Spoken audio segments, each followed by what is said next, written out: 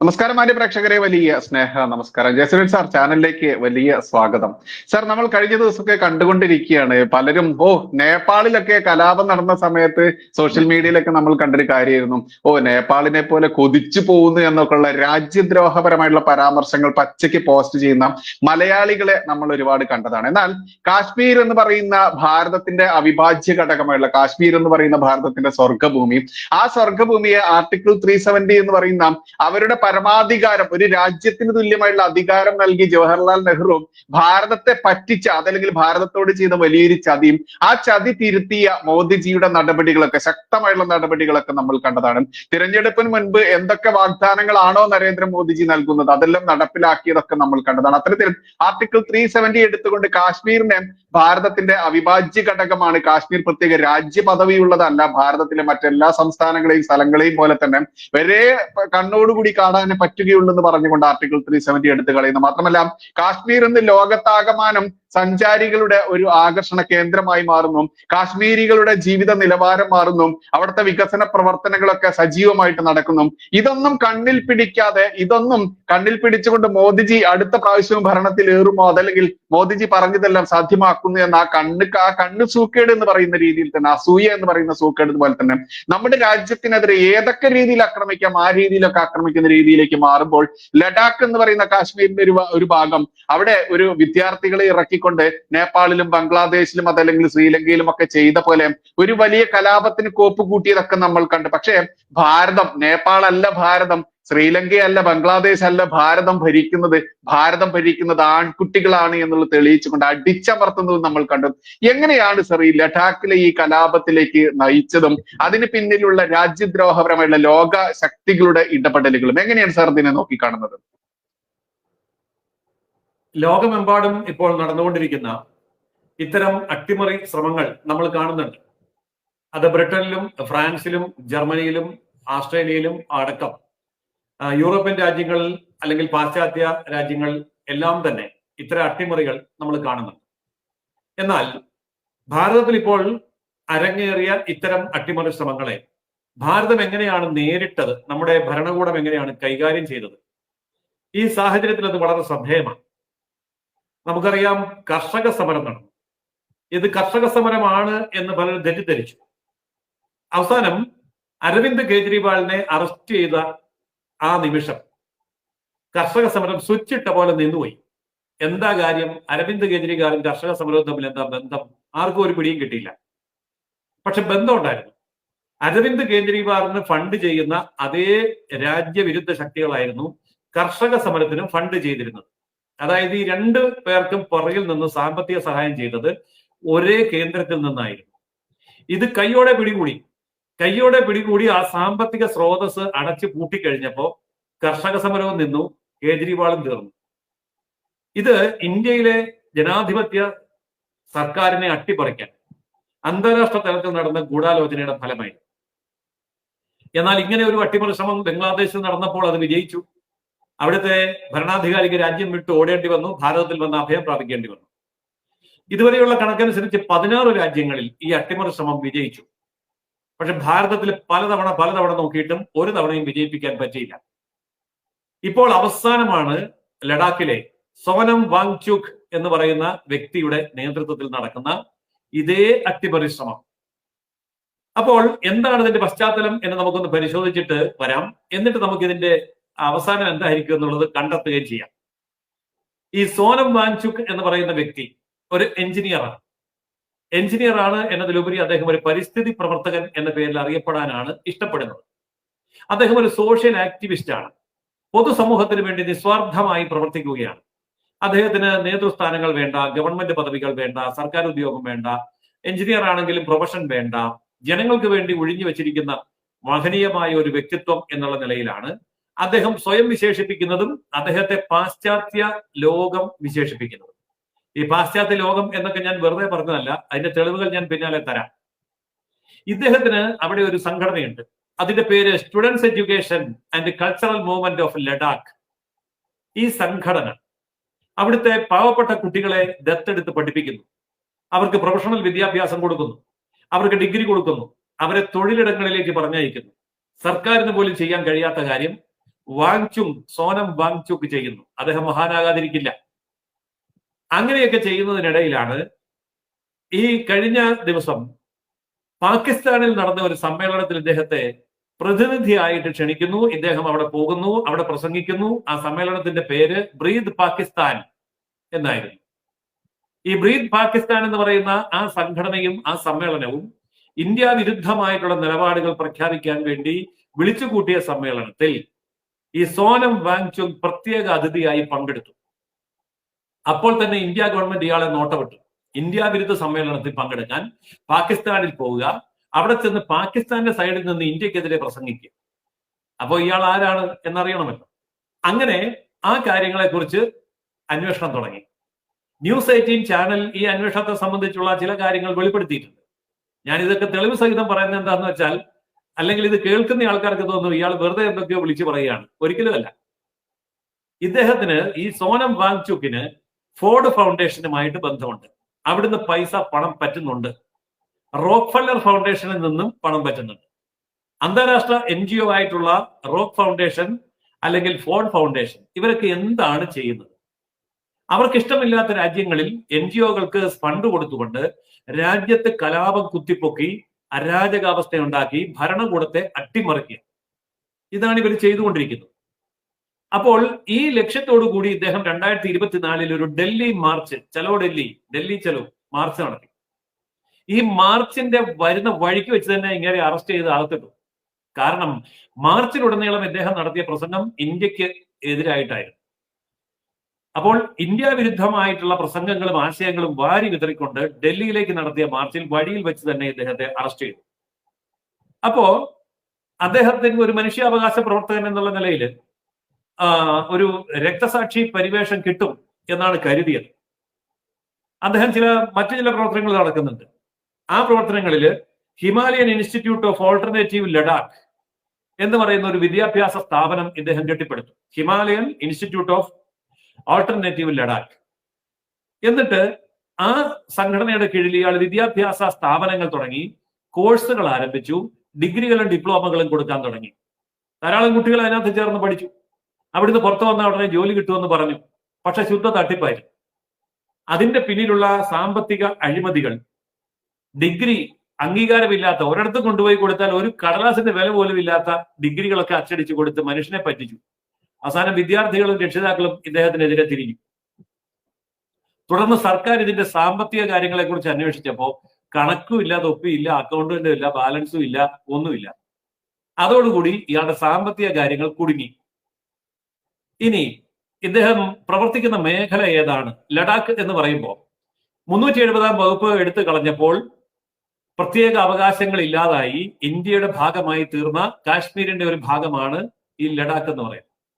അത് വെറുതെ ലഡാക്ക് എന്നങ്ങ് പറഞ്ഞാൽ പോരാ. ആ ലഡാക്കിന്റെ ഒരു വശം അക്സായ് ചിൻ എന്ന് പറയുന്ന സ്ഥലമാണ്. എന്താണ് ഈ അക്സായ് ചിൻ? ജവഹർലാൽ നെഹ്റുവിന്റെ കാലത്ത് പുല്ല് മുളയ്ക്കാത്ത സ്ഥലമാണ്, ചൈന കൊണ്ടുപോവാണെ കൊണ്ടുപോയിക്കോട്ടെ എന്ന് പറഞ്ഞ് ചൈനയ്ക്ക് വിട്ടുകൊടുത്ത സ്ഥലത്തിന്റെ പേരാണ് അക്സായ് ചിൻ. ഇന്ത്യൻ പാർലമെന്റിൽ ഇതേപ്പറ്റി അന്നത്തെ പ്രതിപക്ഷ നേതാവ് ഡോക്ടർ ശ്യാമപ്രസാദ് മുഖർജി നെഹ്റുവിന്റെ മുഖത്ത് നോക്കി ചോദിച്ചു, നിങ്ങൾ എന്ത് ഉദ്ദേശത്തിലാണ് 64,000 ചതുരശ്ര കിലോമീറ്റർ ചൈനയ്ക്ക് വിട്ടുകൊടുത്തത്? നെഹ്റുവിന് മറുപടി ഉണ്ടായിരുന്നില്ല. അപ്പൊ നെഹ്റു പറഞ്ഞ മറുപടി ഇതാ, അവിടെയൊന്നും പുല്ല് പോലും മുളയ്ക്കില്ല, വെറുതെ ഐസ് കട്ടയായിട്ട് കിടക്കുകയാണ്, പുല്ല് പോലും മുളയ്ക്കാത്തൊരു സ്ഥലം നമുക്ക് എന്തിനാ, അതുകൊണ്ട് ചുമ്മാ അങ്ങ് എടുത്തോട്ടെന്ന് വെച്ച് കൊടുത്തു. അപ്പോ ശ്യാമപ്രസാദ് മുഖർജി ഒരു നിമിഷം പോലും ആലോചിക്കാതെ അടുത്ത ചോദ്യം ചോദിച്ചു, പണ്ഡിറ്റ് ജി അങ്ങയുടെ തലയിലിരിക്കുന്ന തൊപ്പി ഒന്ന് എടുക്കാവോ? എന്താണ് ഈ ചോദ്യത്തിന്റെ അർത്ഥം എന്നറിയാതെ മണ്ടൻ നെഹ്റു തൊപ്പി എടുത്തു. തൊപ്പി എടുത്തപ്പോഴേ അദ്ദേഹം ചോദിച്ചു, നോക്കൂ പാർലമെന്റ് അംഗങ്ങളെ, ഈ നെഹ്റുവിന്റെ തലയിൽ ഒരു രോമം പോലും ഇല്ല, എന്തിനാ അത് ചുമ്മാ അവിടെ വെച്ചിരിക്കുന്നത്, ചൈനയ്ക്ക് കൊടുത്താൽ പോരെ?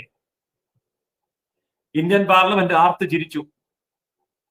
അപ്പോ അങ്ങനെ നമുക്ക് നഷ്ടപ്പെട്ടതാണ് അക്സായ് ചിൻ, ചൈനയുടെ കൈവശം നെഹ്റു കൊണ്ടുപോയി ദാനം ചെയ്ത കാശ്മീരിന്റെ ഭാഗം.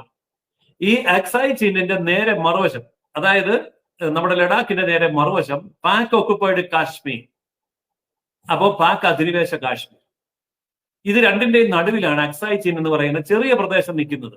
ഈ ചെറിയ പ്രദേശത്ത് കേവലം 3 ലക്ഷം പേര് മാത്രമേ താമസിക്കുന്നുള്ളൂ. എന്ന് പറഞ്ഞാൽ നമ്മുടെ ഒരു താലൂക്കിന്റെ ജനസംഖ്യ അത്രയേ ഉള്ളൂ. നമ്മുടെ ഒരു ജില്ലയുടെ വലിപ്പമുണ്ട്, പക്ഷെ താലൂക്കിന്റെ ജനസംഖ്യയുള്ള ആ ലഡാക്കിൽ 3 ലക്ഷം പേര് താമസിക്കുന്നിടത്ത് ഇദ്ദേഹം വലിയ പരിസ്ഥിതി പ്രവർത്തനങ്ങൾ നടത്തുക. ഈ പരിസ്ഥിതി പ്രവർത്തനം നടത്തുമ്പോൾ അയാൾ പറയുന്നു പ്ലാസ്റ്റിക് മാലിന്യങ്ങൾ വലിച്ചെറിയരുത്. കേട്ടാ തോന്നുന്നു നല്ല കാര്യമല്ലേ? അവിടെ കുടിവെള്ളം സ്രോതസ്സുകൾ തടയരുത്, നല്ല കാര്യമല്ലേ? പക്ഷെ നീക്കം എന്തായിരുന്നെന്നറിയോ?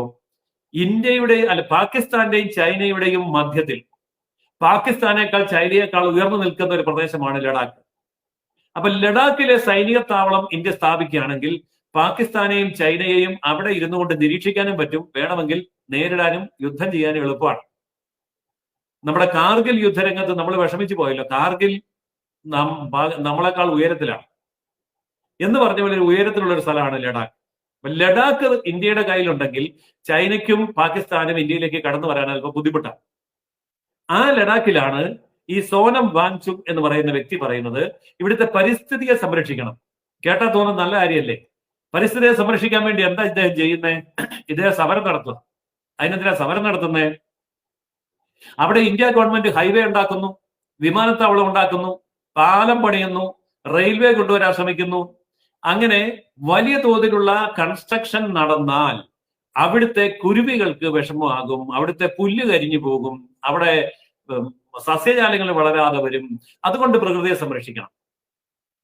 അരിയാഹാരം കഴിക്കുന്നവർ, അവിടെയുള്ളവർ ഗോതമ്പാഹാരമായിരിക്കും കഴിക്കുന്നവർക്ക് കാര്യം മനസ്സിലായി. ചൈനയുടെയും പാകിസ്ഥാനെയും താല്പര്യങ്ങൾ സംരക്ഷിച്ചുകൊണ്ട് ഇന്ത്യക്ക് അകത്ത് നിന്നുകൊണ്ട് ഇന്ത്യക്കെതിരെ പൊരുതുന്ന വിദേശചാരനാണ് ഈ സോനം വാങ്ചുക്. കാരണം ലഡാക്കിൽ ഇന്ത്യ ഒരു കൺസ്ട്രക്ഷൻ നടത്തിയാൽ, അവിടെ ഒരു പാലം പണിതാൽ, അവിടെ റെയിൽവേ വന്നാൽ, അവിടെ വിമാനത്താവളം പണിതാൽ, അവിടെ അണക്കെട്ടുണ്ടായാൽ, അവിടെ ഹൈവേകൾ പണിതാൽ വളരെ പെട്ടെന്ന് നമുക്ക് അവിടെ കടന്നു ചെല്ലാനും അവിടെ നിന്നുകൊണ്ട് പാകിസ്ഥാനെയും ചൈനയും ആക്രമിക്കാനും പറ്റും. ഇന്നും ഇന്നലെയും ഒക്കെ ആയിട്ട് പത്രത്തിൽ വന്നൊരു വാർത്ത ബൈജു ശ്രദ്ധിച്ചിട്ട് കാണും, ലോകം മുഴുവൻ ശ്രദ്ധിച്ചു. ഇന്ത്യയില് ഓടുന്ന ട്രെയിനിൽ നിന്ന് ബാലിസ്റ്റിക് മിസൈൽ വിക്ഷേപിക്കാനുള്ള സംവിധാനം നമ്മൾ ഉണ്ടാക്കിയിട്ടുണ്ട്. എന്ന് പറയുമ്പോൾ ഓടുന്ന ട്രെയിനിൽ നിന്ന് ബാലിസ്റ്റിക് മിസൈൽ വിക്ഷേപിക്കാൻ ലോകത്ത് മറ്റൊരു ഒരു രാജ്യത്തിനും അറിയത്തില്ല, അത് ഇന്ത്യക്ക് മാത്രമേ അറിയത്തുള്ളൂ. അപ്പൊ ഓടുന്ന ഒരു ട്രെയിൻ ലഡാക്കിലേക്ക് ഓടി അവിടെ നിന്നുകൊണ്ട് പാകിസ്ഥാനിലേക്കും അവിടെ നിന്നുകൊണ്ട് ചൈനയിലേക്കും ബാലിസ്റ്റിക് മിസൈലാണ് അയക്കുന്നതെങ്കിൽ എന്തായിരിക്കും ഇവന്റെ രണ്ടുപേരുടെ അവസ്ഥ? ഇത് തടയണം. ഇത് തടയാൻ നേരിട്ട് വന്ന് മുട്ടാനുള്ള പ്രാപ്തി ഇപ്പൊ ചൈനയ്ക്കും ഇല്ല, പാകിസ്ഥാനും ഇല്ല. അതുകൊണ്ട് പാകിസ്ഥാനെയും ചൈനയുടെയും വാടക ഗുണ്ടയായിട്ട് വന്നിരിക്കുകയാണ് സോനം വാങ്ചുക്. അദ്ദേഹത്തിന്റെ സംഘടനയെ ഇന്നലെ ഇന്ത്യ ഗവൺമെന്റ് നിരോധിച്ചു എന്ന് പറഞ്ഞാൽ ഇനി അനങ്ങി പോയിട്ടുണ്ടെങ്കിൽ പിടിച്ചകത്തിടും, അത്രേ ഉള്ളൂ. ഇനി ഇതൊക്കെ എങ്ങനെയാണ് ഇത്രയും കൃത്യമായിട്ട് ഞാൻ നിങ്ങളുടെ മുമ്പിൽ വെക്കുന്നതെന്ന് ചോദിച്ചാൽ അതിന്റെ തെളിവുകളാണ് ഞാൻ ഇനി പറയാൻ പോകുന്നത്.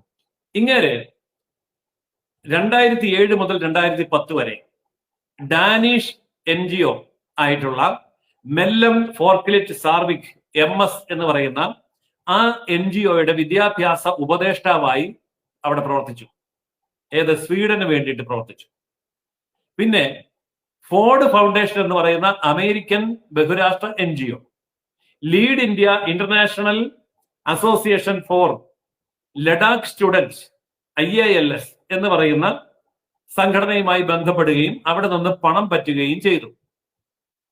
2018 മക്സാസെ അവാർഡ്, നമ്മുടെ അരുന്ധതി റോയ്ക്കൊക്കെ കിട്ടിയ അവാർഡ്, ഇന്ത്യക്കെതിരെ ചീത്ത പറയുന്നവർക്കൊക്കെ കിട്ടുന്ന അവാർഡാണ് മക്സാസെ അവാർഡ്. 2017 TN ഖേഷു അവാർഡ്, അതും ഇന്ത്യ വിരുദ്ധമായിട്ടുള്ള പ്രവർത്തനങ്ങൾ ചെയ്യുന്നവർക്കുള്ള അവാർഡ്. 2016 ഫ്രണ്ട് എം പക്വാഡ് അവാർഡ്, പാശ്ചാത്യ ശക്തികൾക്ക് വേണ്ടി കുഴലൂതുന്നവർക്ക് കിട്ടുന്ന അവാർഡ്.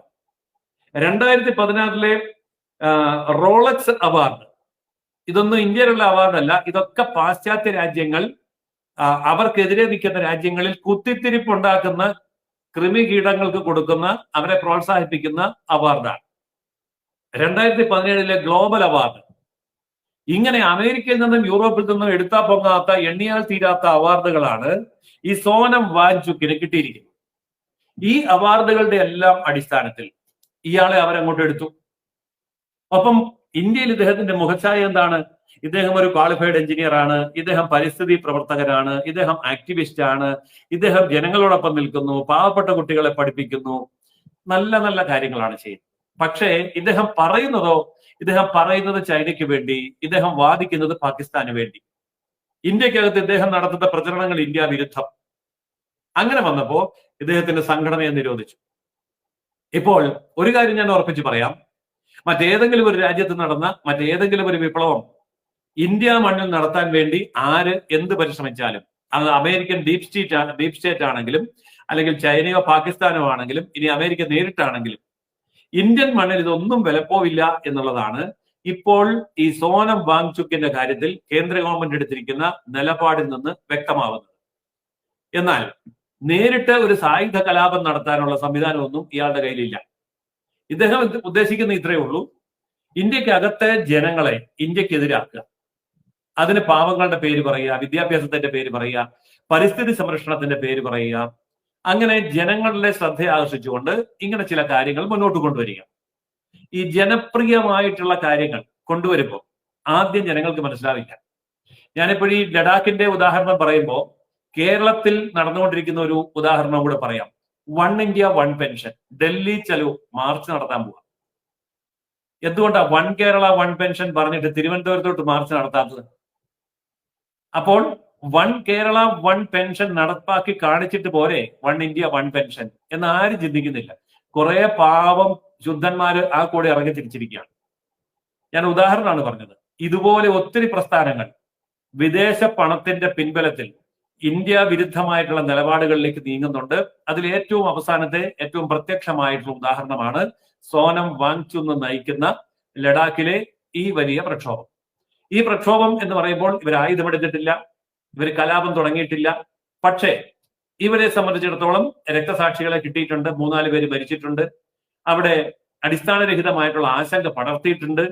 ജനങ്ങൾ ഇദ്ദേഹത്തിന്റെ കൂടെ അണിനിരന്നിട്ടുണ്ട്. പക്ഷേ ഇതിന്റെ മറുവശം ജനങ്ങളെ ബോധ്യപ്പെടുത്താൻ ഇന്ത്യ ഗവൺമെന്റിനും അതുപോലെ ഭാരതീയ ജനതാ പാർട്ടിക്കും സാധിക്കുന്നിടത്തോളം കാലം നമ്മൾ ഇതേക്കുറിച്ച് ആശങ്കപ്പെടേണ്ട കാര്യമില്ല. പക്ഷേ നമ്മളിപ്പോൾ ഇത് ചർച്ച ചെയ്യാൻ കാരണം ഇത്തരം നീക്കങ്ങൾ നമ്മൾ കരുതിയിരിക്കണം. ഇത് ലഡാക്കിലാണെങ്കിൽ നാളെ ഇത് കേരളത്തിൽ വരും, ഇന്ത്യയുടെ ഏത് ഭാഗത്തും വരും. അങ്ങനെ ഇതിനെ കൊണ്ടുവന്നുകൊണ്ട് രാജ്യമെമ്പാടും അസ്ഥിരത അസമാധാനം സൃഷ്ടിച്ചുകൊണ്ട് ഒരു കലാപത്തിന് കെട്ടഴിച്ചു വിട്ടിട്ട് ഭരണകൂടത്തിനെ താഴെ ഇറക്കുക എന്നുള്ള 16 രാജ്യങ്ങളിൽ വിജയിച്ചു കഴിഞ്ഞ തന്ത്രം ഇന്ത്യയിൽ വിജയിപ്പിക്കാൻ വേണ്ടി അവസാനം വാടക ഗുണ്ടയായിട്ട് ഇറങ്ങിയിരിക്കുന്ന ആളാണ് സോനം വാങ്ചുക്ക്. സാർ, നമ്മൾക്കറിയാം എന്തിനും ഏതിനും പിറകിൽ രാഹുൽ ഗണ്ഡി എന്ന് വിളിക്കുന്ന ആജീവനാന്ത പ്രധാനമന്ത്രിയായി നടക്കുന്ന, എന്നാൽ ലോകത്താകമാനം പപ്പു എന്ന പേരിൽ ഒരു കോമാളിയായി നടന്നുകൊണ്ട് തന്റെ രാജ്യം എന്ന് പറയാനും പറ്റില്ല, കാരണം അയാൾക്ക് മറ്റു രാജ്യങ്ങളിലൊക്കെ പാസ്പോർട്ട് ഉണ്ട്, അല്ലെങ്കിൽ പൗരത്വമുണ്ട് എന്നുള്ളതൊക്കെ കേൾക്കുന്നു. അതുകൊണ്ട് അയാളുടെ രാജ്യം ഏത് എന്ന് പോലും സത്യത്തിൽ പറയാൻ പറ്റാത്ത രീതിയിൽ മാറിയിരിക്കുന്നു. ഇന്ന് വയനാട് എന്ന് പറയുന്ന മണ്ഡലത്തിലേക്ക് വന്ന് ഇവിടെ നിന്ന് വിജയിച്ച് എന്നിട്ട് മറ്റൊരു ഹിന്ദി ബെൽറ്റിൽ വിജയിപ്പ് അത് സെലക്ട് ചെയ്ത് അങ്ങോട്ട് പോയി അവസാനം തന്റെ സഹോദരിയെ ഇവിടെ വീണ്ടും വയനാട്ടിൽ വന്ന് മത്സരിപ്പിക്കുന്ന അവസ്ഥയിലേക്കും മാറിയിട്ടുള്ള, ഇന്നിപ്പോൾ കേരളത്തിൽ നിന്ന് മാത്രം ജയിക്കുന്ന രീതിയിലേക്ക് മാറിയിട്ടുള്ള ഈ പ്രതിപക്ഷ ലോകസഭയിൽ ഇരിക്കുന്ന ചെങ്ങാതി, ഇവനെയൊക്കെ എന്താണ് വിളിക്കേണ്ടതെന്ന് മറ്റൊരർത്ഥത്തിൽ പറയാൻ വാക്കുകളില്ല എന്നുള്ളതാണ്. ഇയാളുടെ കൈകളെ കുറിച്ച് കൂടി പറയേണ്ടേ സാർ? കാരണം ഭാരതത്തിൽ എവിടെ ഭാരതത്തിനെതിരെ ഇത്തരത്തിലുള്ള രാജ്യദ്രോഹപരമായുള്ള കലാപമായിക്കോട്ടെ മറ്റെന്ത് നീക്കം നടന്നിക്കഴിഞ്ഞാലും അതിന് പിറകിൽ ഇയാളടക്കമുള്ള, ഇയാളുടെ ഗണ്ഡി കുടുംബം അടക്കമുള്ള, ഇയാളുടെ അമ്മയായാലും സഹോദരിയായാലും ഇവരൊക്കെ അടക്കമുള്ള അവരുടെ ആ ഒരു കറുത്ത കൈകൾ, വെളുത്തിട്ടുള്ള ശരീരമാണെങ്കിലും കറുത്ത കൈകൾ, കറുത്ത മനസ്സ് ഉണ്ട് എന്നുള്ളത് ബോധ്യപ്പെടുത്തേണ്ടതല്ലേ സാർ ജനങ്ങളെ? തീർച്ചയായിട്ടും. ഈ സോനം വാങ്ചുക്കിന്റെ ഈ കലാപം തുടങ്ങുന്ന സമയത്ത് കോൺഗ്രസ് പാർട്ടി സോനം വാങ്ചുക്കിന് പരസ്യമായ പിന്തുണ പ്രഖ്യാപിച്ചു. എന്നിട്ട് അവിടുത്തെ കോൺഗ്രസ് നേതാക്കന്മാര്, മണ്ടന്മാരായിട്ടുള്ള കോൺഗ്രസ് നേതാക്കന്മാര് സോനം വാങ്ചുക്കിന്റെ വാക്ക് കേട്ടുകൊണ്ട് കലാപത്തിന് ഇറങ്ങി പുറപ്പെട്ടു. അതിന്റെ ഒരു നേതാവ് വന്ന് പരസ്യ പ്രസ്താവന നടത്തി, ഞങ്ങൾ ഇന്ത്യൻ പട്ടാളത്തിന് നേരെ കല്ലെറിയും, അങ്ങനെ കല്ലെറിഞ്ഞുകൊണ്ട് ഈ സമരം ഉദ്ഘാടനം ചെയ്യുന്നത് ഞാനായിരിക്കും എന്നൊക്കെ പറഞ്ഞ് ഒരു നേതാവ് വന്നു. കുറെ കോൺഗ്രസ്സുകാർ വന്നു. അവസാനം സംഭവിച്ചത് എന്താണ്? സോനം വാങ്ചുക്കിന്റെ ഒരാൾക്ക് പോലും വെടിയേറ്റില്ല, മരിച്ചു വീണില്ല.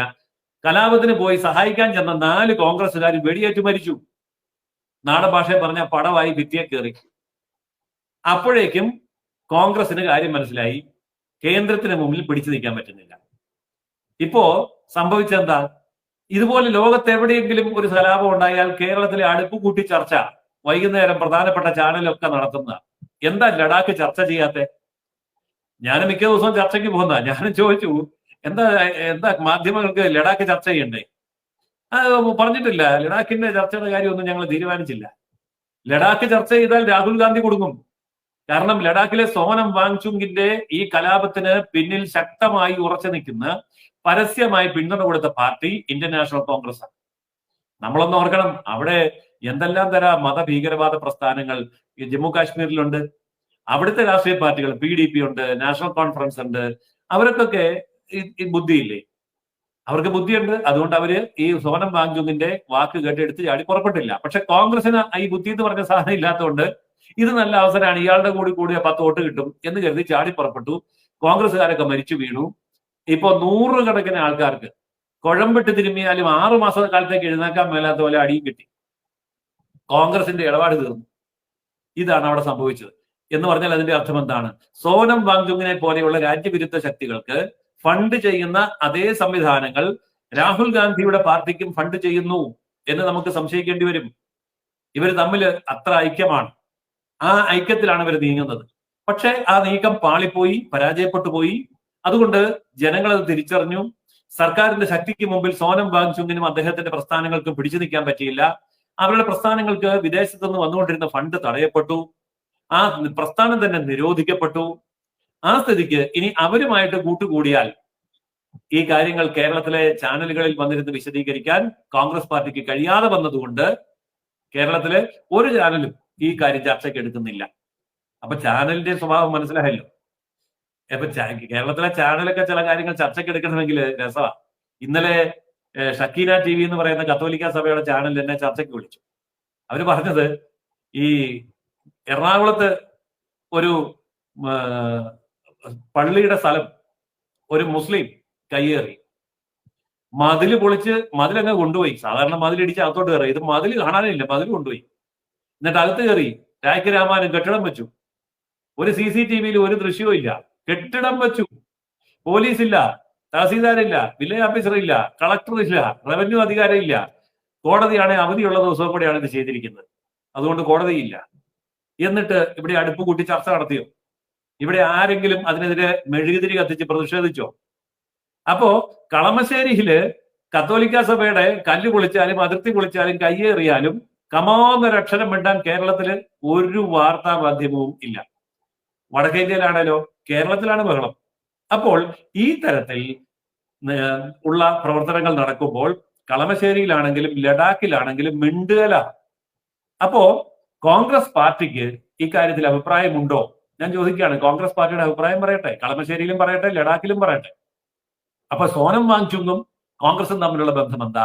ലഡാക്ക് കലാപത്തിൽ പിന്തുണ കൊടുത്തതിന്റെ ഉദ്ദേശം എന്താ? ഇന്ത്യ വിരുദ്ധ ശക്തികളോട് കൂട്ടുകൂടുന്നതിന്റെ കാര്യം എന്താ? ഇതൊക്കെ തന്നെ കോൺഗ്രസ് വിശദീകരിക്കേണ്ട കാര്യമാണ്. അപ്പോൾ ഇന്ത്യ വിരുദ്ധ ശക്തികൾ എവിടെ തല ഉയർത്തിയാലും കോൺഗ്രസ് അവിടെ തല താഴ്ത്തും, ഒട്ടകപ്പക്ഷി നയം സ്വീകരിക്കും.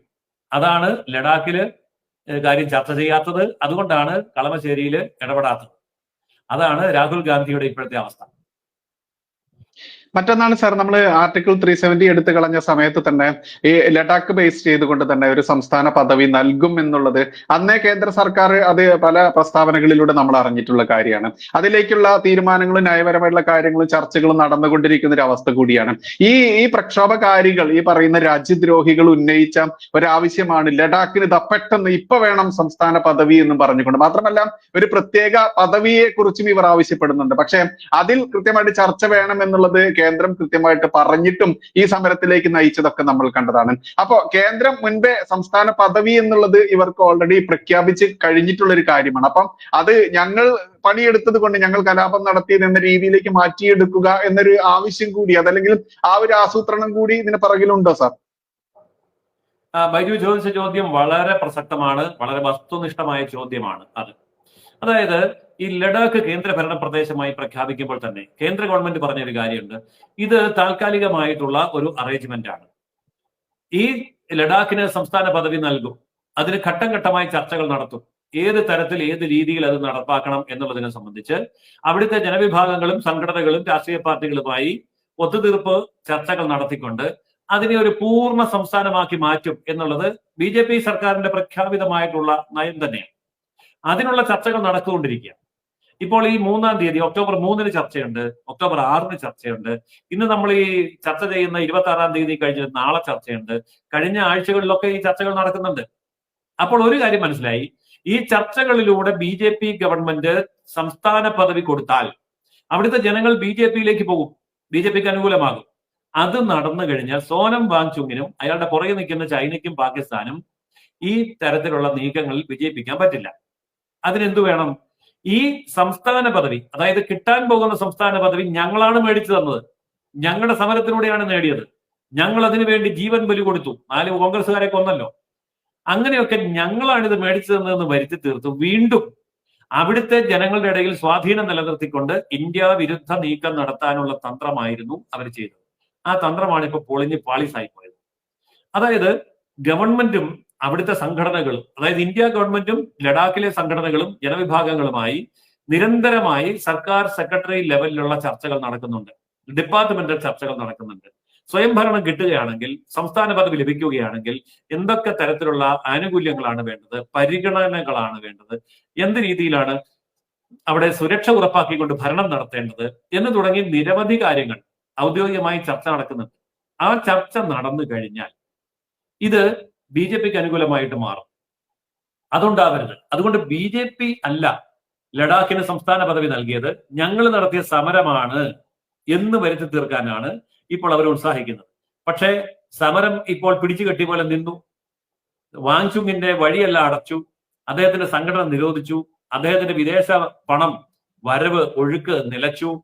ഇനിയിപ്പോൾ ഇനി കോൺഗ്രസിനോ അല്ലെങ്കിൽ വാങ്ചുങ്ങിനെ ഉയർത്തിപ്പിടിച്ചുകൊണ്ട് കളിക്കുന്ന ചൈനയ്ക്കോ പാകിസ്ഥാനോ ലഡാക്കിൽ യാതൊരു സ്ഥാനവുമില്ല എന്ന നിലയിൽ മുറുക്കി കഴിഞ്ഞിരിക്കുന്നു. കേന്ദ്രം ഭരിക്കുന്നത് നരേന്ദ്ര ദാമോദർദാസ് മോഡിയാണ്, അല്ലാതെ ബംഗ്ലാദേശിലോ മാലദ്വീപിലോ ഒന്നും ഭരിക്കുന്ന പോലെയുള്ള ഭരണാധികാരികളല്ല എന്നിപ്പോ തിരിച്ചറിഞ്ഞിരിക്കുന്നു. സർ, മറ്റൊന്നാണ്, ഇപ്പൊ നമുക്കറിയാം കലാപം നടന്നോട്ടെ, കലാപം സ്വാഭാവികം, അവർ നടത്തട്ടെ. പക്ഷെ ഈ കലാപബാധിതർ എന്തിനാണ് സർ ഈ BJP ഓഫീസ് കത്തിക്കുന്നു, അതുപോലെ സൈന്യത്തിന്റെ CRPFനെ വാഹനത്തിനുള്ളിലിട്ട് കത്തിക്കാൻ ശ്രമിക്കുന്നു? ഈ BJP ഓഫീസ് എന്ത് കുറ്റമാണ് ചെയ്തിട്ടുണ്ടാവുക സർ? അതായത് ഇന്ത്യ വിരുദ്ധമാണ് ഈ നീക്കം എന്നുള്ളതിന്റെ തെളിവാണ് ഭരണകക്ഷിയുടെ ഓഫീസ് കത്തിക്കുക, അല്ലെങ്കിൽ സെക്യൂരിറ്റി ഭടന്മാരെ ആക്രമിച്ച് അവരെ കൊലപ്പെടുത്താൻ ശ്രമിക്കുക. അതായത് തീവ്രവാദികളുടെ അതേ നയം ഇവർ കൈക്കൊണ്ടിരിക്കുമ്പോൾ നീലക്കുറുക്കൻ അറിയാതെ കൂവുന്നതിന് തുല്യ. സോനം വാങ്ചുങ്ങിന്റെ പരിസ്ഥിതി പ്രവർത്തകൻ എവിടെ പോയി? ജനങ്ങളോടുള്ള സ്നേഹം എവിടെ പോയി? NGO എന്ന് പറയുന്ന മനോഭാവം എവിടെ പോയി? പ്ലാസ്റ്റിക് നിരോധനത്തിന്റെ കാര്യത്തിൽ ഇന്ത്യയുടെ കൂടെ നിന്ന വാങ്ചുങ് എവിടെ പോയി? ചൈനീസ് ഉൽപ്പന്നങ്ങൾ ബഹിഷ്കരിക്കണമെന്നും പറഞ്ഞ് പ്രസ്താവന നടത്തിയ വാങ്ചുങ് എവിടെ പോയി? കാര്യങ്ങൾ വളരെ വ്യക്തമായി. മുഖം മൂടി അണിഞ്ഞുകൊണ്ട്, ഇന്ത്യക്ക് അനുകൂലമാണെന്ന് മുഖം മൂടി അണിഞ്ഞുകൊണ്ട് ഇന്ത്യ വിരുദ്ധമായിട്ടുള്ള നിലപാട് സ്വീകരിക്കുകയും അവരുടെ കയ്യിലെ ചട്ടുകമായി നിന്നുകൊണ്ട് ഇന്ത്യക്കെതിരെ പ്രവർത്തിക്കുകയും ചെയ്തു എന്നുള്ളത് ഇപ്പൊ പകൽ പോലെ വ്യക്തമായിരിക്കുക. അതുകൊണ്ട് ജനങ്ങൾ ഇപ്പോൾ വാങ്ചുങ്ങിനെതിരെ തിരിയും, അവരുടെ പ്രസ്ഥാനങ്ങൾക്കെതിരെ തിരിയും. അങ്ങനെ തിരിഞ്ഞു എന്നുള്ളതിന്റെ തെളിവാണ് അദ്ദേഹത്തിന്റെ വിദ്യാഭ്യാസ സ്ഥാപനങ്ങളിൽ നിന്ന് കൊടുത്ത സർട്ടിഫിക്കറ്റുകൾ വ്യാജ സർട്ടിഫിക്കറ്റുകളാണ്, ജോലി കിട്ടില്ല എന്ന് കണ്ടപ്പോൾ ജനങ്ങളും വിദ്യാർത്ഥികളും മാതാപിതാക്കളും അടക്കമുള്ള ആൾക്കാര് ഈ സോനം വാങ്ചുങ്ങിനെതിരെ തിരിഞ്ഞത്. അതുകൊണ്ട് ഈ കളിയൊന്നും അധികം മുന്നോട്ട് പോവില്ല. ഇന്ത്യയിലെ ഏത് ഭാഗത്ത്, ഏത് തരത്തിൽ, ഏത് രീതിയിൽ എന്ത് കലാപം ഉണ്ടാക്കാൻ ശ്രമിച്ചാലും അതിനെയൊക്കെ കൃത്യമായിട്ട് നേരിടാൻ കഴിയുന്ന സംവിധാനം ഇന്ന് ഗവൺമെന്റിനുണ്ട്. മാത്രമല്ല, ഗവൺമെന്റിന്റെ രഹസ്യാന്വേഷണ സംവിധാനങ്ങളെക്കാൾ ജനങ്ങളുമായി കൂടുതൽ ബന്ധപ്പെട്ട് നിൽക്കുന്ന പൾസ് അറിയുന്ന തരത്തിൽ ഇവിടെ ഇന്ത്യയുടെ മുക്കിലും മൂലയിലും ഇന്ന് എത്തിച്ചേർന്നിട്ടുണ്ട് രാഷ്ട്രീയ സ്വയംസേവക സംഘം. അതുകൊണ്ട് ആരൊക്കെ പരാജയപ്പെടുത്താൻ ശ്രമിച്ചാലും ജനകീയമായിട്ടുള്ള ഒരു കലാപം ഉണ്ടാക്കിക്കൊണ്ട് ഇന്ത്യയിലെ ഭരണ അട്ടിമറി എന്ന് പറയുന്നത് അസാധ്യമാണ്. അത് ലോകത്തിന്റെ മുമ്പിൽ പകൽ പോലെ വ്യക്തമാക്കി കൊടുത്തിരിക്കുകയാണ് ശ്രീ നരേന്ദ്രമോദി. അതായത് ലോകത്ത് ഏത് രാജ്യത്തെ നിങ്ങൾക്ക് വേണേൽ അട്ടിമറിക്കാം, പക്ഷെ ഇന്ത്യ അട്ടിമറിക്കാൻ പറ്റില്ല. ഇന്ത്യയിലെ പട്ടാളത്തെ അട്ടിമറിക്കാൻ പറ്റില്ല. ഇന്ത്യയിലെ ജനങ്ങളുടെ പൗരബോധത്തെയും ദേശസ്നേഹത്തെയും അട്ടിമറിക്കാൻ പറ്റില്ല. പിന്നെ ഒറ്റപ്പെട്ട കലാപങ്ങൾ ഉണ്ടാവും. ദിവസം തോറും കല്ലെറിയുന്നതിന് 500 രൂപ കിട്ടുന്നിടത്തോളം കാലം കല്ലെറിയും. 500 രൂപ ഇല്ലാതെ വന്നാലോ അവന് പണിയാൻ പോകും, അവൻ പഠിക്കാൻ പോകും, അത്രേ ഉള്ളൂ. സോനം വാങ്ചുങ് പോറ്റി വളർത്തിക്കൊണ്ടിരിക്കുന്ന വിദേശ ഫണ്ട് വെച്ചുകൊണ്ട് കലാപകാരികളെ റിക്രൂട്ട്മെന്റ് ചെയ്ത് ഇന്ത്യക്കെതിരെ തിരിച്ചുകൊണ്ടിരിക്കുന്നതിന്റെ സാമ്പത്തിക സ്രോതസ് അടയ്ക്കുകയും സംഘടന നിരോധിക്കുകയും ചെയ്തതോടുകൂടി സോനം വാങ്ചുങ് ഇപ്പൊ എയറിലാ നിൽക്കുന്നത്, ഒരു സപ്പോർട്ടും ഇല്ല. അപ്പോൾ സ്വാഭാവികമായും മറ്റുള്ളവർക്ക് നല്ല ഒരു മാതൃകയാണ് ഇനി ആരെങ്കിലും ഏതെങ്കിലും ഒരു മൂലയിൽ ഇരുന്നു കൊണ്ട് ഇന്ത്യക്കെതിരെ ശബ്ദിക്കാനോ ഇന്ത്യ വിരുദ്ധ കലാപം സൃഷ്ടിക്കാനോ ശ്രമിക്കുകയാണെങ്കിൽ ഇതായിരിക്കും മക്കളെ നിങ്ങളുടെയൊക്കെ അനുഭവം എന്ന് നമ്മുടെ പ്രധാനമന്ത്രി ഒരു മാതൃക കാണിച്ചു കൊടുത്തിരിക്കുകയാണ് ലഡാക്കിലൂടെ. മാന്യപ്രേക്ഷകരെ, ഇതിൽ കൂടുതലൊന്നും പറയാനില്ല. കാരണം നേപ്പാളും ബംഗ്ലാദേശും ശ്രീലങ്കയും കണ്ട് പനിക്കാൻ നടക്കുന്ന കുറെ ജിഹാദികളും അതല്ലെങ്കിൽ രാജ്യവിരുദ്ധരായിട്ടുള്ള കമ്മ്യൂണിസ്റ്റ് നരഭോജികളും രാജ്യത്തെ 6.5 പതിറ്റാണ്ട് കട്ടുമുടിച്ച് ഭരിച്ച് പിന്നോട്ടടിച്ച അടിമ കൊങ്ങികളും ഗണ്ടി കോൺഗ്രസ്സുകാരും ഒക്കെ മനസ്സിലാക്കുക, ഭരിക്കുന്നത് ആരെന്ന് നോക്കിയിട്ട് വേണം നീയൊക്കെ ഈ പനിക്കേണ്ടതെന്ന് മാത്രമേ പറയാനുള്ളൂ. ഇതിൽ കൂടുതലൊന്നും പറയാനില്ല. ജയസൂര്യൻ സാർ എല്ലാ ഭാഗങ്ങളും സ്പർശിച്ചുകൊണ്ട് തന്നെ ഈ ലഡാക്കിൽ നടന്ന ഈ ഒരു കലാപശ്രമം അതെന്താണ്, എങ്ങനെയാണ് നേരിട്ടതെന്നും എങ്ങനെയാണ് ഉണ്ടായതെന്നും എല്ലാ പിൻവശങ്ങളും മുൻവശങ്ങളും പറഞ്ഞു എന്നുള്ളത് തന്നെയാണ്. അതിന്റെ പരിണിത ഫലമായിട്ട് ഇനി എന്താണ് സംഭവിക്കാൻ പോവുക എന്നുള്ളത് അടക്കം മാന്യപ്രേക്ഷകരിലേക്ക് എത്തിക്കുകയാണ്, മാക്സിമം ആളുകളിലേക്ക് എത്തിക്കുക. കാരണം ഈ മലയാള നാട്ടിൽ ഒരുപാട് എണ്ണം പനിക്കാൻ കിടക്കുന്നുണ്ട്, ആ കട്ടിലിൽ കിടന്നുറങ്ങാൻ വേണ്ടി ശ്രമിക്കുന്നുണ്ട് നേപ്പാളും ബംഗ്ലാദേശും കണ്ടുകൊണ്ട്. ആ പനിക്കാർക്കൊക്കെയുള്ള ചുട്ട മറുപടിയാണ് ജയസൂര്യൻ സാറിലൂടെ നമുക്ക് കിട്ടിയിട്ടുള്ളത്. എന്തായാലും സാർ ഒരുപാട് നന്ദി. മറ്റൊരു സെഷനായിട്ട് നമുക്ക് വൈകിട്ട് കാണാം. അതുവരെ നന്ദി, നമസ്കാരം. ജയ് ഹിന്ദ്, ജയ് ശ്രീറാം.